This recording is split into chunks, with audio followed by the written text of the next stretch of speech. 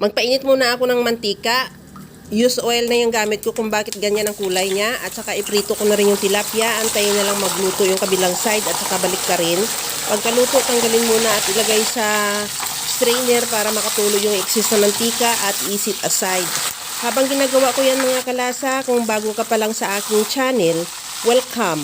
At huwag kalimutan mag-subscribe at i-click ang bell button para sa mga notification. At kung dati ka pa, welcome back at i-follow mo na rin ako sa aking Facebook page, Lasang Pilipinas.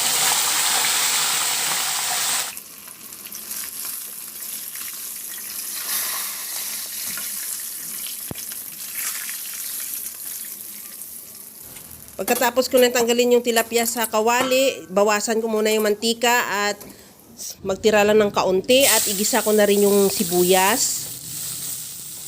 Ihalo lang hanggang sa maluto yung sibuyas.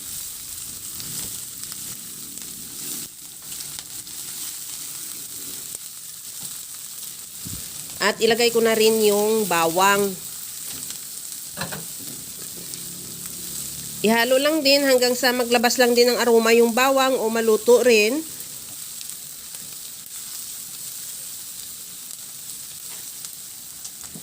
Lagyan ko na rin ng toyo. At maglagay na rin ako ng oyster sauce.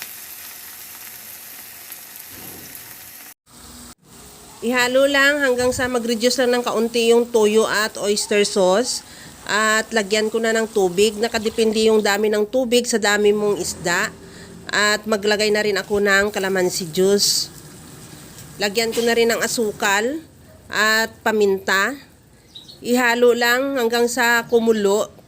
Yung iba gusto maglagay ng slurry para medyo lumapot yung sauce, pero ako hindi na.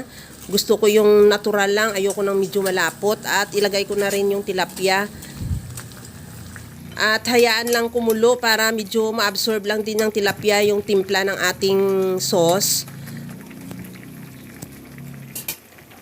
Nakadepende naman sa iyo yung texture ng ating sauce. Kung gusto mo ng medyo masabaw pa siya, pwede na itong ganito karami, pero kung gusto mo ng medyo ma-concentrated o medyo lumapot yung sauce na kahit walang slurry, ituloy lang pagluto hanggang sa makuha mo lang yung gusto mong timpla ng sauce.